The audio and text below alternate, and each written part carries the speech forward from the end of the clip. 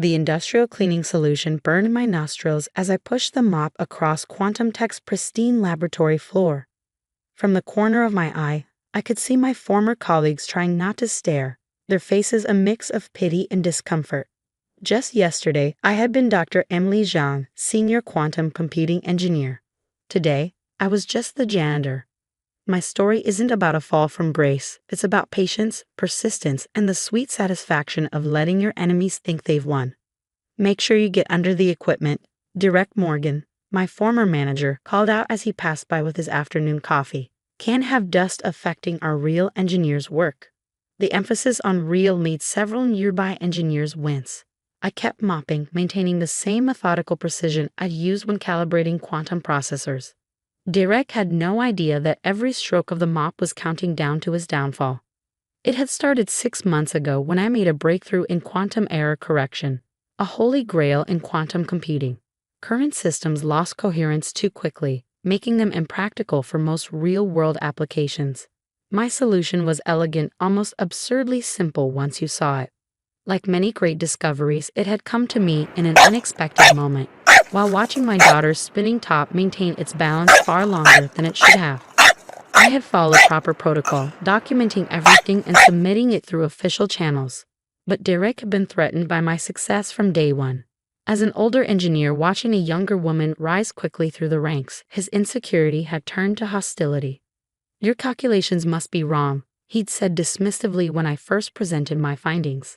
"It violates basic principles of quantum decoherence." Actually, I tried to explain, it works with decoherence, not against it. "Here, let me show you." But Derek had already turned away, a habit he perfected over the 2 years I'd worked under him. Later that day, I'd overheard him in his office, phone on speaker. "Yes, Dr. Martinez, I've reviewed Dr. John's proposal." "Complete nonsense. No, not worth your time. I'll handle it."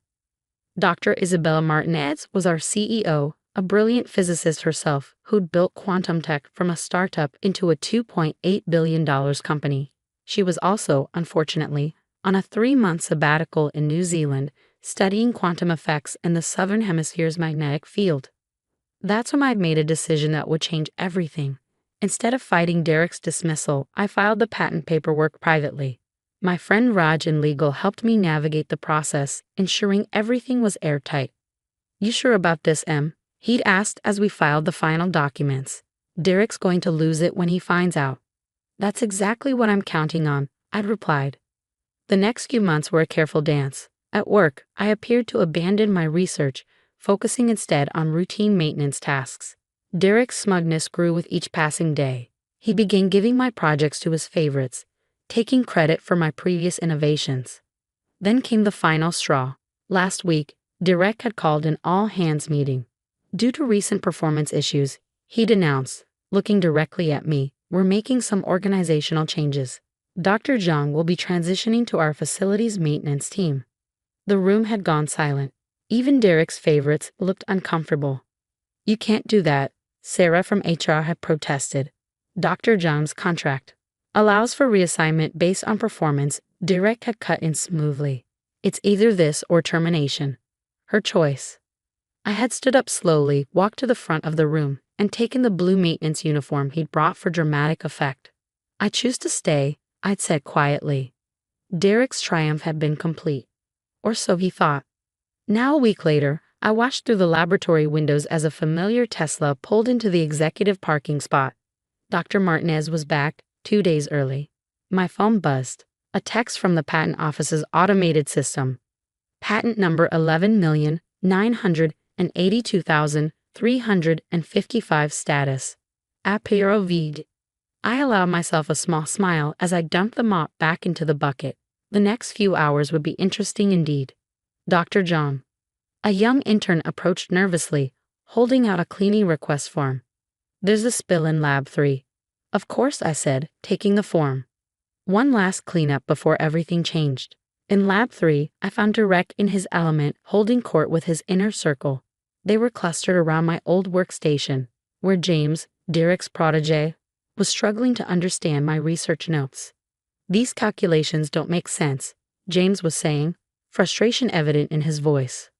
The coherence times she claimed. They're impossible. Because she faked them, Derek replied confidently, probably trying to cover up her failures. Classic case off. Classic case of what, Derek? The room froze. Dr. Isabella Martinez stood in the doorway, her presence commanding instant attention. Her eyes took in the scene.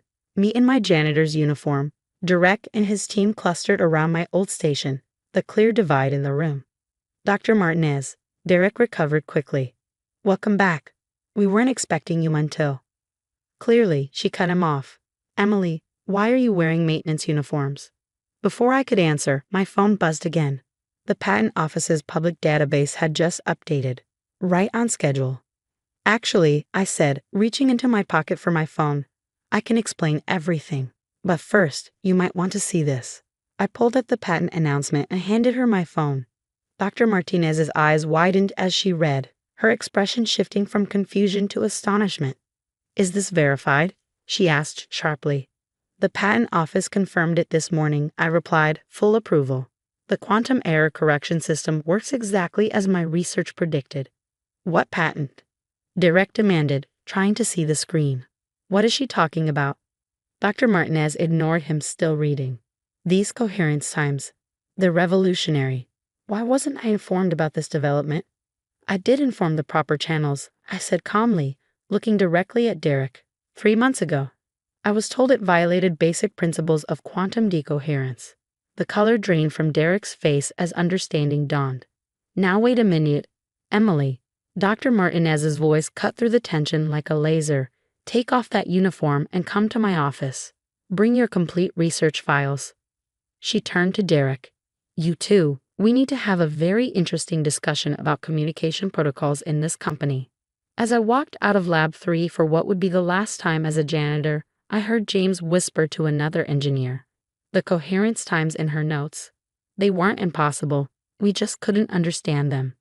No, I thought, they weren't impossible. They were just waiting for the right moment to become obvious to everyone. The next hour would change everything at Quantum Tech. But first, I had a mop to put away. After all, proper maintenance is important, whether you're dealing with quantum systems or corporate hierarchies. Dr. Martinez's office had always impressed me. Floor-to-ceiling windows overlooking Silicon Valley, walls lined with her physics awards and patents. But today, sitting across from her desk in my maintenance uniform, while Derek squirmed in the chair beside me, it felt like a courtroom. Let me make sure I understand this correctly, Dr. Martinez said, scrolling through my research files on her dual monitors. You developed a quantum error correction system that maintains coherence up to 300 times longer than our current best technology. Yes, I replied, by using environmental decoherence as part of the correction mechanism rather than fighting against it. That's impossible, Derek interjected. The mathematical models clearly show. The mathematics is sound. Dr. Martinez cut him off. I'm looking at it right now. In fact, she turned her screen toward him. These equations are elegant, revolutionary. She fixed Derek with a stern gaze. So why was this project killed? Derek's confidence wavered. The preliminary review suggested. Which preliminary review? Dr. Martinez interrupted again. Because I'm looking at the project logs and I don't see any formal evaluation, just your email declaring it not worth pursuing without any supporting analysis. The room fell silent except for the soft hum of quantum computing servers in the labs below. I sat quietly, watching years of Derek's careful politicking unravel in minutes. Dr. Zhang, Dr. Martinez turned to me, walk me through how you discovered this. For the next 30 minutes, I explained everything. The initial insight from my daughter's toy, the mathematical modeling, the experimental proof of concept I'd run after hours. Dr. Martinez asked sharp, insightful questions while Derek grew increasingly pale. And you filed the patent independently? She asked finally. Yes, I replied. After my work was dismissed internally, I felt it was important to protect the innovation. Under your name only? Derek suddenly looked hopeful. That could be a problem with your employment contract. Actually, I pulled out another document from my folder. I filed it under a joint patent structure. 70% assigned to Quantum Tech, 30% to myself as the inventor. Raj and legal helped ensure everything was properly handled. Dr. Martinez's eyebrows rose. You kept the company's interests in mind even after being demoted to maintenance staff. Quantum Tech's mission is to advance quantum computing, I said simply. That's bigger than any personal grievance. A small smile played at the corners of Dr. Martinez's mouth. Indeed it is. She turned to her computer, typing rapidly. I'm calling an emergency board meeting for this afternoon. Emily, I want you to present your findings. In that, Derek gestured at my maintenance uniform, trying one last time to maintain some control. No, Dr. Martinez pressed her intercom. Sarah, please come in. Sarah from HR entered, carrying a garment bag. Everything as requested, Dr. Martinez. Emily, please change into proper attire. Sarah, stay. We need to discuss some immediate personnel changes. In the adjacent executive bathroom, I found a new blazer and skirt in my size. As I changed out of the maintenance uniform for the last time, I could hear raised voices from the office. You can't be serious, Derek was saying. I've run that department for 6 years. And in those 6 years, Dr. Martinez's voice was steel. How many innovations have you personally contributed? How many patents? How many breakthroughs? I emerged to find Derek standing, his face flushed. This is ridiculous. I'll appeal to the board. About that, Dr. Martinez smiled coldly. The board members have already received copies of Emily's patent approval. 3 of them are physicists. They understand exactly what this means for our company's future. Would you like to explain to them why you tried to bury this discovery? Derek sank back into his chair. Now, Dr. Martinez continued, let's discuss your new role. We have an opening in facilities maintenance. You can't be serious, Derek whispered. Actually, I spoke up, surprising everyone including myself. I have a different suggestion. They all turned to look at me. Derek has strong project management skills, I said carefully, and he clearly understands the importance of maintenance. Why not put him in charge of maintaining our legacy systems? The old classical computing infrastructure still needs supervision. Dr. Martinez studied me for a moment. Interesting. You're proposing a lateral move rather than a demotion. Revenge makes for poor system architecture, I replied. Better to optimize for efficiency. Derek looked like he couldn't decide whether to be grateful or insulted. Very well, Dr. Martinez nodded. Derek, report to classical systems on Monday. Sarah will handle the paperwork. She turned to me. Dr. John, we need to prepare for the board meeting. And after that, we should discuss your new position as Director of Quantum Innovation. The next few hours were a blur of presentations and paperwork. The board meeting went exactly as Dr. Martinez had predicted. The physicist members immediately grasped the implications of my breakthrough, while the business members understood what it meant for Quantum Tech's market position. By evening, I was back in my old lab, now with a new nameplate on the door. Dr. Emily Zhang, Director of Quantum Innovation. James and several other engineers hovered awkwardly in the doorway. Dr. Zhang, James stepped forward. I want to apologize. We should have questioned things more. Science is about questioning everything, I replied, including authority. Remember that in your own work. Over the next few months, Quantum Tech transformed. My quantum error correction system became the foundation for a new generation of stable quantum computers. The stock price tripled. Derek, to everyone's surprise, turned out to be excellent at managing legacy systems, perhaps because it was harder to fake competence with older, well-documented technology. Dr. Martinez stopped by my lab one evening as I was working late, fine-tuning the next generation of the system. You know, she said, examining the complex array of quantum processors, you could have gone to any of our competitors with this patent. Why stay loyal to Quantum Tech?